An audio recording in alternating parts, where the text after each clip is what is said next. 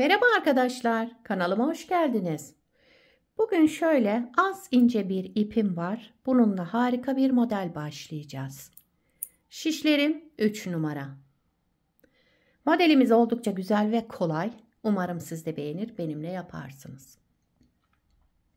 Yapım aşamalarına geçmeden önce kanalıma abone değilseniz abone olup videolarımı da beğeniyorsanız beğeni yapmayı, yorum yapmayı, beni desteklemeyi unutmayın. Şimdiden hepinize teşekkürler. Dilerseniz yapım aşamalarına geçelim. İlmeklerimi çıkardım.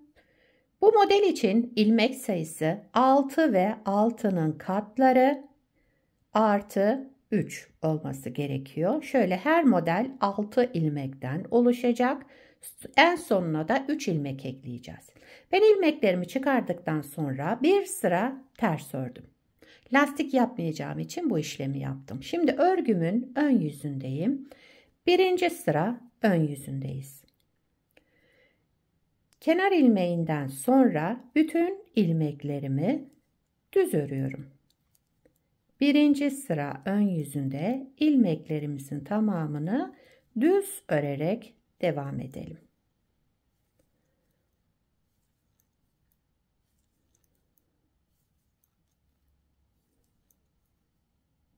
Şöyle göstereyim.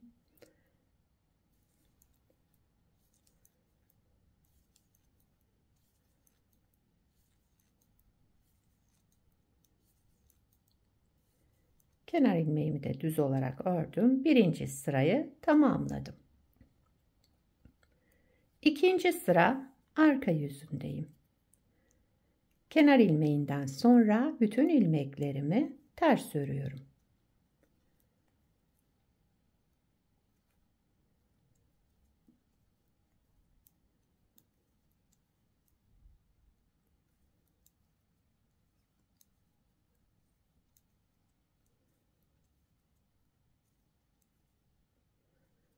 Birinci sıra ön yüzünde düz, ikinci sıra arka yüzünde ters örerek bu iki sıramızı tamamlayalım.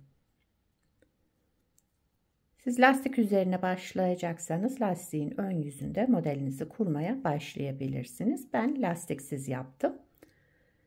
Ama model lastik istiyor arkadaşlar. Evet, iki sırayı tamamladım.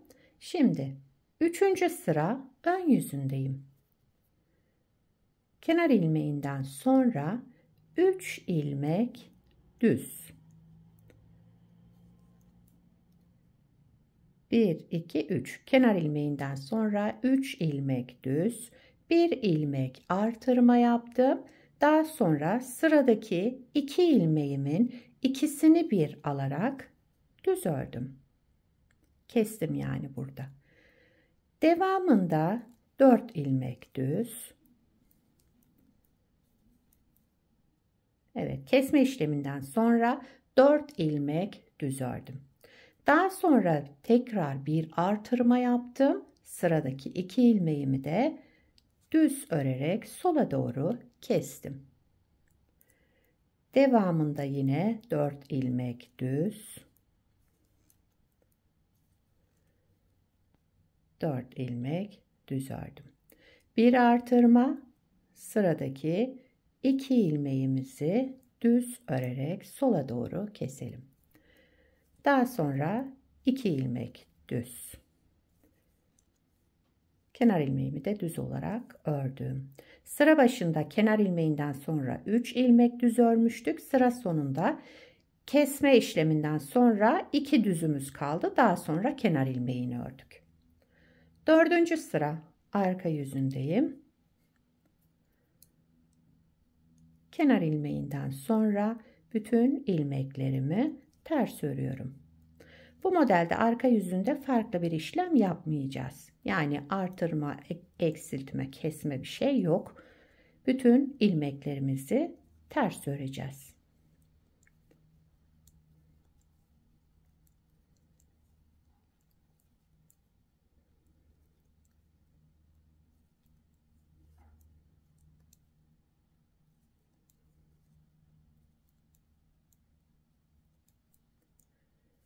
Kenar ilmeğimi de düz olarak ördüm. Dördüncü sıramı tamamladım. Beşinci sıra ön yüzündeyim. Kenar ilmeğinden sonra bir ilmek düz ördüm. Sıradaki 2 düz ilmeğimi sağa doğru kesmek için şöyle yerlerini değiştiriyorum. Bakın öndekini arkaya, ikinci ilmeğimi de öne aldım. Daha sonra bunun ikisini bir düz örerek sağa doğru kestim. Devamında bir artırma, bir ilmek düz, bir artırma, sıradaki 2 ilmeğimi de sola doğru kestim. Şu şekilde. Arada bir düzümüz kaldı. Tekrar şu 2 ilmeğimizi sağa doğru keselim. Sizin ilmek yönünüz nasılsa o şekilde kesebilirsiniz. Benimki böyle oluyor. Sıradaki 2 ilmeğimi sağa doğru kestim. Devamında bir artırma yaptım. Bir ilmek düz ördüm. Bir artırma yaptım. Sıradaki 2 ilmeğimi sola doğru kestim. Devamında bir düz. Yine 2 ilmeğimizi sağa doğru kesiyoruz. Şu şekilde yerlerini değiştirdim. 2 ilmeğimi sağa doğru kestim. Devamında bir artırma yaptım. Daha sonra bir düz, bir artırma, sıradaki 2 ilmeğimi sola doğru düz örerek kestim. Sıra sonunda bir düz ilmek, daha sonra kenar ilmeğimi ördüm düz olarak. 5. sıramızı tamamladık. 6. sıra arka yüzündeyim. Kenar ilmeğinden sonra bütün ilmeklerimi ters olarak örüyorum.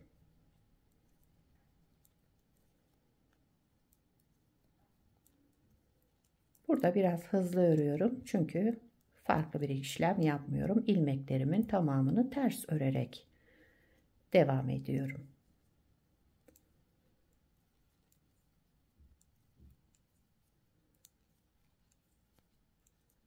Evet, sıramı tamamladım.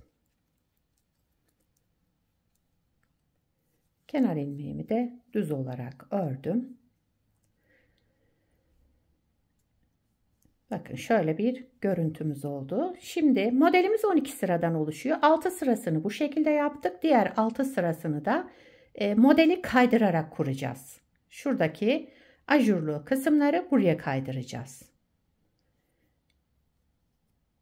7. sıra ön yüzündeyim. Kenar ilmeğinden sonra bütün ilmeklerimi düz örüyorum. 1. sırada yaptığımız gibi 7. sıra ön yüzünde de ilmeklerimizi düz örerek tamamlayalım. Şöyle devam ediyorum.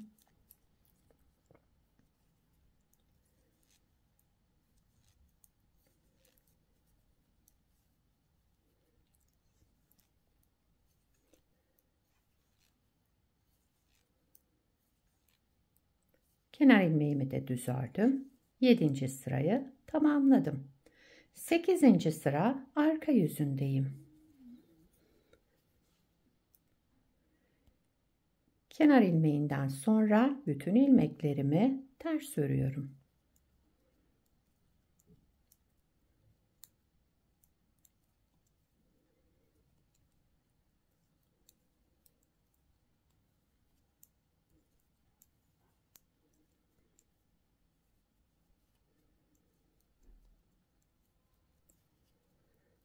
Evet, sıramı tamamlıyorum.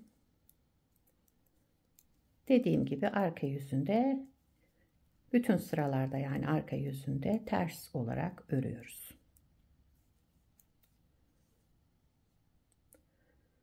9. sıra ön yüzündeyim. Şimdi burada ajurlu kısmı kaydırıyoruz.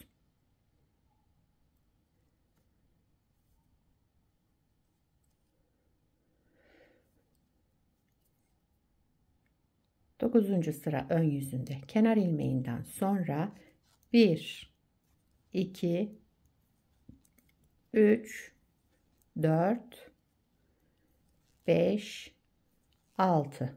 6 ilmek düz ördüm. Kenar ilmeğinden sonra 6 ilmek düz ördüm. Daha sonra bir artırma yaptım. Sıradaki 2 ilmeğimi düz örerek sola doğru kestim. Bakın şöyle bir görüntümüz var. Şuradaki 3 ilmeğe dikkat ederseniz bir tanesi bu tarafta kaldı. Diğer ikisi sol tarafta kaldı. Ortada ajurumuzu yaptık. Devamında 4 ilmek düz, 4 ilmek düz ördüm. Daha sonra bir artırma yaptım. 2 ilmeği sola doğru düz örerek kestim. Sıra sonunda 1, 2, 3, 4, 5 ilmek düz ördüm. Daha sonra kenar ilmeğimi ördüm.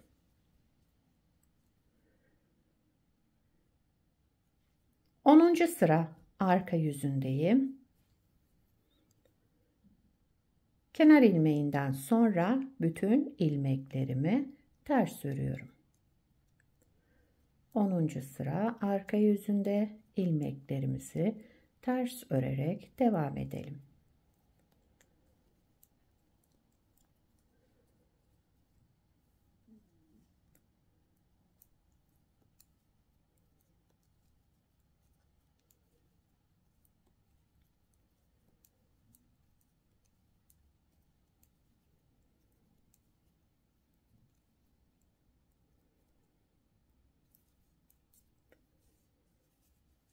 Sıramı tamamladım.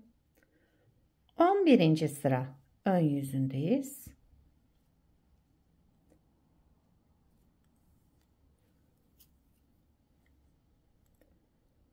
Kenar ilmeğimden sonra 1, 2, şöyle 3 ve 4 ilmek düz ördüm. Daha sonra sıradaki 2 ilmeğimi 4 düzden sonra bakın ajurlu kısma geldim. Sıradaki 2 ilmeğimi sağa doğru kesiyorum. Siz ilmeklerinizin yönü düzgünse şu şekilde de alarak kesebilirsiniz bu taraftan. Ama benimki öyle ters geliyor, elime de ters geliyor. Onun için şöyle ilmeklerimin yerlerini değiştirerek daha rahat oluyor ve 2 ilmeğimi sağa doğru kestim. Daha sonra bir ilmek artırma, bir ilmek düz, tekrar bir ilmek artırma, sıradaki 2 ilmeğimi sola doğru kestim. Ortada bir düz ilmek, sıradaki 2 ilmeğimizi sağa doğru keselim. Daha sonra bir artırma, bir düz ilmek, bir artırma, sıradaki 2 ilmeğimizi de sağa doğru, sola doğru keselim. Buradakini sağa doğru kestim. Şimdi sola doğru kestim. Devamında 1, 2, 3, 4 ilmek düz ördüm sıra sonunda. Daha sonra kenar ilmeğimi ördüm.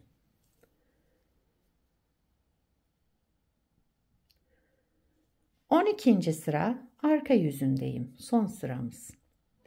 Kenar ilmeğinden sonra bütün ilmeklerimi ters örüyorum. Bu şekilde modeli kaydırarak kurmuş olduk tekrar. Yani toplamda 12 sıradan oluşan bir model.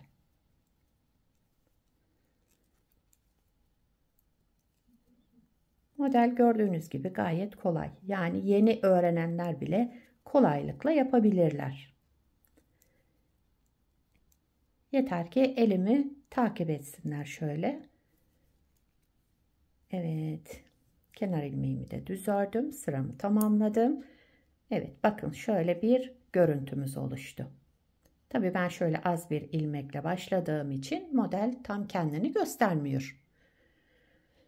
Daha önce yapmış olduğum bir parçam var. Onu göstereyim. Bakın bu da modelin ilerlemiş hali. Bunda da şöyle tekstil tipi lastik kullandım. Kanalımda var. İsterseniz linkini bırakabilirim size. Burada da lastiksiz yaptık. Dediğim gibi ama model lastik istiyor, bakın. Kıvrılma yapıyor çünkü. Bu modeli yapacaksanız lastikli kullanın. Modelimiz böyle arkadaşlar. Gördüğünüz gibi gayet güzel, zarif, şöyle gösterişli modellerden. Yapımı da oldukça kolay. Altına farklı lastik de yapabilirsiniz. Nasıl hoşunuza gidiyorsa. Modelin arka yüzü de şöyle bir görüntümüz var. Şöyle kenar ilmeklerimiz. Yakadan başlama örgülerinizde de kullanabilirsiniz. Şöyle bir görüntü elde edersiniz. İnce iplerle şöyle yelek, şal yapımında harika durur. Ama istediğiniz örgüde de kullanabilirsiniz bu modeli. Yetişkin örgülerinde, çocuk örgülerinde hepsinde kullanılabilecek harika modellerden. Sizler de nelerde kullanacaksınız? Onları yorumlarda belirtirseniz sevinirim arkadaşlar. Beni buraya kadar izlediyseniz bir beğeni yapmayı, yorum yapmayı, beni desteklemeyi unutmayın. Şimdiden hepinize teşekkürler. Yapacak olanlara kolay gelsin. Bir sonraki videoda görüşmek üzere. Hoşça kalın.